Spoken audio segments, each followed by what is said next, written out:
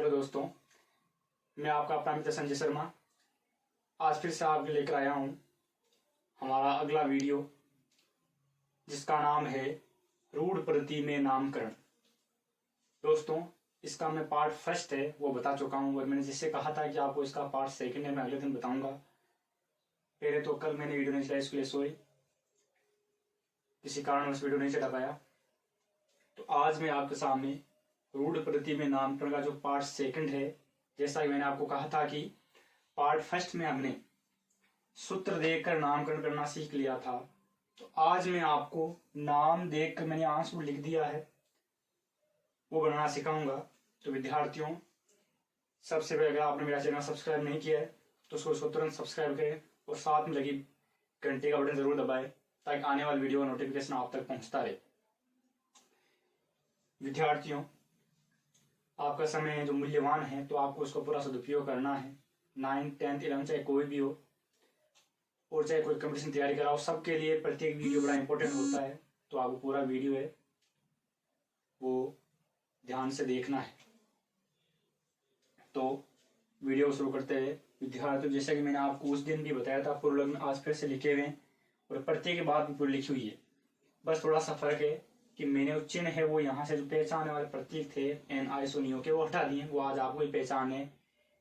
तो अगर आपने मेरा पार्ट फर्स्ट इसका देखा है तो उनको समझने में बड़ी आसानी होगी। अगर किसी ने नहीं देखा है तो इसको पढ़ने के बाद एक बार मेरा रूढ़ प्रति में नामकरण का पार्ट फर्स्ट है वो जरूर पूरा देखें। और विद्यार्थियों, एक बात और, आपको वीडियो पूरा देखना है, क्योंकि वीडियो पूरा देखने पर ही कोई बात समझ में आती है, उसका सही सोल्यूशन तभी निकलता है। तो आपको थोड़ा सा वीडियो को पूरा देखना है ताकि हर बात आसानी समझ में आ जाए। तो विद्यार्थी, जैसे लिखा है रूढ़ पद्धति में नामकरण पार्ट सेकंड, आज हमारा प्रश्न लिखा है मैंने निम्न यौगिकों के सूत्र लिखिए। विद्यार्थियों, उस दिन मैंने पहले ही सूत्र देख के फिर आपको नामकरण करना सिखाया था। आज विद्यार्थियों पार्ट सेकंड में नाम मैंने लिख दिया है, वो सूत्र बाद में बनाया है। मैंने यहाँ पर बना दिया। विद्यार्थियों, कैसे बनाया मैं आपको समझा दूंगा, तो ध्यान से देखना। आपको पहला क्वेश्चन है हमारा एन पेंट है। विद्यार्थियों, याद कीजिए, मैंने आपको समझाया था जब भी एन की बात हो तो मैंने कहा था एक सी है वो सीधी श्रृंखला में होता है।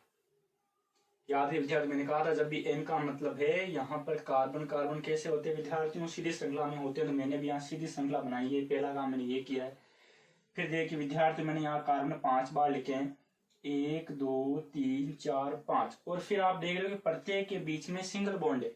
सिंगल बॉन्ड क्यों लगाया विद्यार्थियों, मैंने आपको बताया था कि जब पीछे एन प्रत्यय हो, जब सिंगल बॉन्ड हो तो पीछे एन प्रत्यय लगाते हैं। तो उल्टा चलो, बात वही है।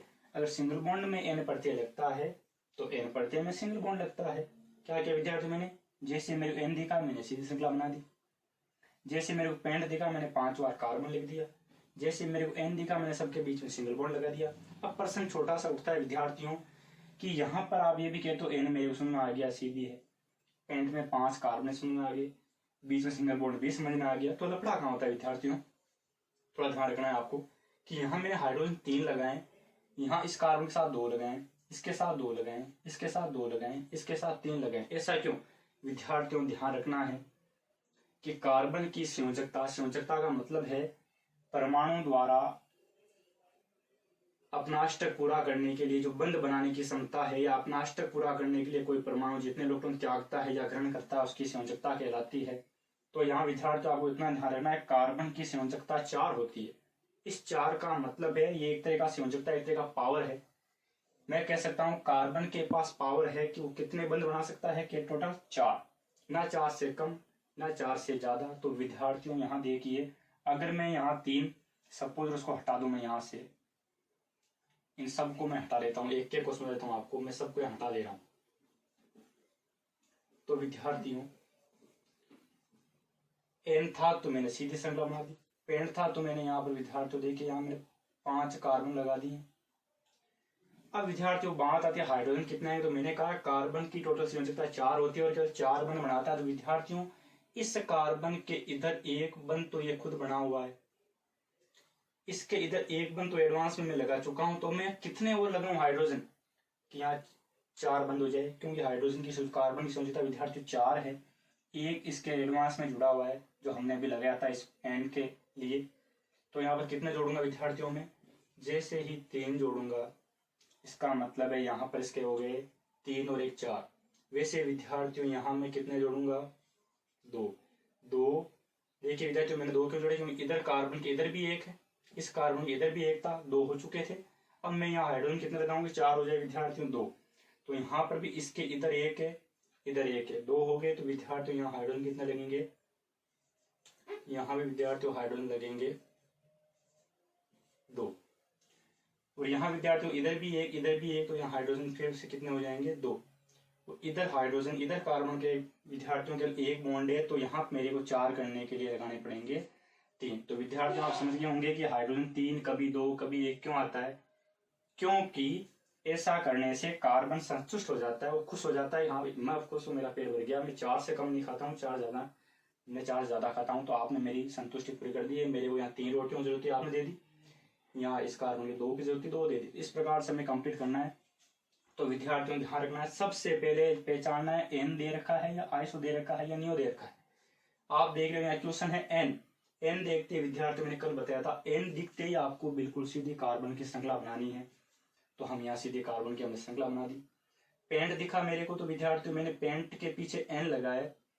पेंट का मतलब कार्बन 5 बार है विद्यार्थियों, मैंने कहा था पेंट का मतलब कार्बन 5 बार है, तो मैंने 1 2 3 4 5 लिख दिए। फिर मेरे को विद्यार्थियों पीछे एन दिखा, और मैंने कहा था जब एन दिखता है तो कौन सा बॉन्ड होता है, सिंगल बॉन्ड। तो मैंने single bond single bond single bond single bond लगा दिया। अंत तो मैंने यहाँ हाइड्रोजन की संख्या किस प्रकार पूरी की विद्यार्थियों को पता चले गया होगा। कार्बन की टोटल संख्या 4 होती है और आपको 4 ही पूरी करनी है। इधर इसके 1 पे बॉन्ड लगाया मैंने, 1 और 3 4। इसके भी इधर 1 इधर 1 2, फिर मैंने 2 लगाए 4। 1 इधर 2, फिर मैंने लगाए 2, तो यहाँ 4। 1 इधर 1 इधर 1 इधर है 1 इधर है, इसके दोनों तरफ 1 विद्यार्थियों, फिर 2 लगाए 4। इसके कार्बन के इधर 3 है, इधर 1 जोड़ दिया तो हो गए 4। ये तो हो गई एन पेंट है। अब विद्यार्थियों ऐसे यहाँ लिखा है आइसो पेंट है। विद्यार्थी मैंने कहा जब आइसो हो, तो मैंने कहा तुरंत आपको आइसो का मतलब फोटो होती है बिल्कुल विद्यार्थियों ऐसी फोटो होती है। मैंने कहा था कि 2 सींग लगे होते हैं एक कार्बन के एक तरफ, चाहे इधर रखो चाहे इधर रखो। आप चाहो तो इसको इधर ये बना सकते हो, आप चाहे इधर बना सकते हो, तो आपने इधर बना दिए। तो विद्यार्थी देखो आइसो की फोटो मैंने बना चुका हूं, मैं ऐसी होती है। और मैंने पेंटेन है इसलिए मैंने कार्बन कितने मानने पड़ेंगे विद्यार्थियों, आइसो तो इतना ही होता है। लेकिन हमें ध्यान रखना है कि आइसो की फोटो तो ऐसी थी, मैंने इसकी फोटो ऐसे बना दी है। फिर जैसे मेरे को पेंट दिखे, इसका मतलब कार्बन 5 है, तो मेरे 3 से काम नहीं चलेगा, मेरे को टोटल 5 कार्बन लगाने पड़ेंगे। तो ये फोटो बनाने के बाद मैंने 5 कार्बन कैसे कर दिए कि 1 1 2 3, फिर मैंने 2 जोड़ दिए 4 5। तो विद्यार्थियों पहला काम आइसो दिखते मैंने फोटो बना दी, इसकी संरचना बना दी, फिर मैंने 5 कार्बन जोड़ दिए। और जैसे मेरे को एन दिखा, मैंने विद्यार्थियों वैसे ही एन दिखते ही सबके बीच में single bond single bond single bond single bond single bond जोड़ दिया। आगे देखिए विद्यार्थियों, आगे भाई हाइड्रोजन का काम है। कार्बन की संयोजकता 4 होती है विद्यार्थियों, ध्यान रखना है। इधर एक कार्बन है, इस कार्बन इस तरफ 1 बॉन्ड है। अब इसको मेरे कितने बॉन्ड करने हैं, 4 करने हैं। तो 1 इधर है, तो मैं कितने जोड़ूंगा। फिर देख विद्यार्थियों ऐसे ही मैंने आगे किया है। इधर देखो 3 4 1 2 3 4, इसके भी इधर 1 1 इधर 1 2 2 4 3 1 4।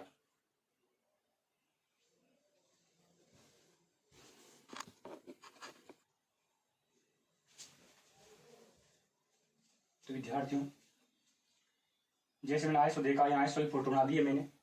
उसके बाद हमने क्या किया विद्यार्थियों, 5 कार्बन थे तो मैंने 5 कार्बन लिख दिए। फिर हमने क्या किया विद्यार्थी, जैसे यहाँ किया था मैंने, प्रत्येक कार्बन की संयोजकता 4 करने के लिए मैंने साथ में हाइड्रोजन जोड़े। और आप समझ गए होंगे कि यहाँ 3 क्यों आए, यहाँ 3 क्यों आए, यहाँ 1 क्यों आए, यहाँ 2 क्यों आए, यहाँ 3 क्यों आए। विद्यार्थियों आगे चलते हैं, लिखा है नियो पेंटेन। मैंने कल बताया था विद्यार्थियों, जब भी नियो की बात आए तो हमने कहा था कि इस प्रकार चारों तरफ हमें कार्बन नजर आएंगे। ध्यान दो विद्यार्थियों, मैंने कहा था कि हमारे चारों तरफ इस कार्बन के 4 बंद नजर आएंगे। तो विद्यार्थियों जैसा मैंने पढ़ा था कल, मैं आपको पढ़ाया था कि भाई आइसो जैसे नियो दिखे आपको, एक कार्बन के चारों तरफ 4 कार्बन करने, मैंने यहाँ 1 2 3 4 कार्बन कर दिए। फिर देखो विद्यार्थियों एन नजर आ रहा है, तो मैंने यहाँ पर सिंगल बॉन्ड लगा दिए।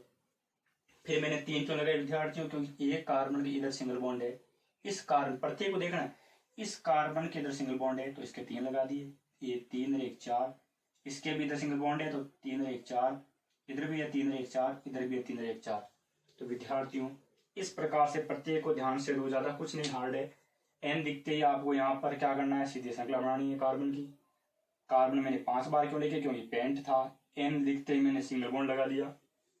3 2 3 2 कैसे आते मैंने आपको समझा दिया है। तो विद्यार्थियों सबसे बड़ा काम है आप पूर्ण लग्न पूरे कंप्लीट याद रखने हैं। जब भी सिंगल बॉन्ड नजर आए एन प्रत्यय लगाना है, डबल बॉन्ड नजर आए इन प्रत्यय लगाना है, या इन प्रत्यय लगा हुआ है तो डबल बॉन्ड लगाना है। बात कैसे भी मैं कहता हूँ सी के भी सिंगल बॉन्ड लगाओगे एन प्रत्यय, मैं कहूंगा एन प्रत्यय लगा हुआ है तो सिंगल बॉन्ड, कहीं दिख जाए डबल बॉन्ड तो इन प्रत्यय लगा हुआ है तो डबल बॉन्ड, ट्रिपल बॉन्ड लग जाए तो आयन प्रत्यय लगा हुआ है तो ट्रिपल बॉन्ड। ध्यान रखना विद्यार्थियों ने लिखा है कार्बन की संयोजकता 4 होती है।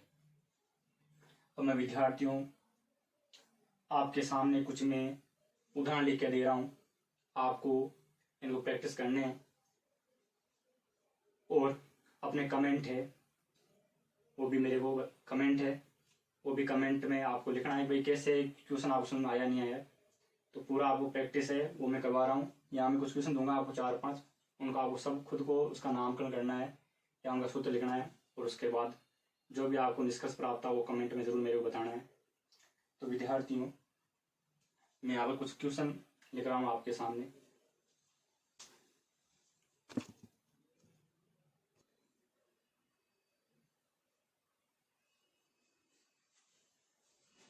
विद्यार्थियों इनका आंसर आपको खुद को करना है और आंसर करने के बाद कमेंट बॉक्स में लिखना है कि जो आपको परिणाम प्राप्त हो उसके बारे में कि आप किस प्रकार के आंसर प्राप्त हो रहे हैं और मेरे को ज़रूर अपना बताना है। अपना जो परीक्षण खुद को करना है, खुद का मूल्यांकन खुद को करना है और कमेंट बॉक्स में ज़रूर बताना है।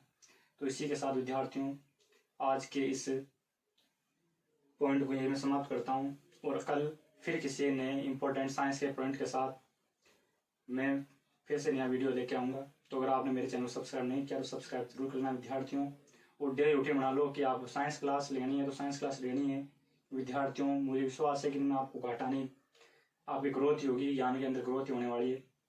तो विद्यार्थियों इस कोरोना के महामारी के दौर में अपने आप को इस कोरोना से बचाना है, घर में ही रहना है और जितना हो सके बाहर निकलने से बचना है। और समय पर जो भी क्लास दे रहा हूँ मैं उस वीडियो को, प्रत्येक वीडियो को आपको अध्ययन करना, देखना और अपने ज्ञान में बढ़ोतरी करनी है, शिक्षा का विकास करना है।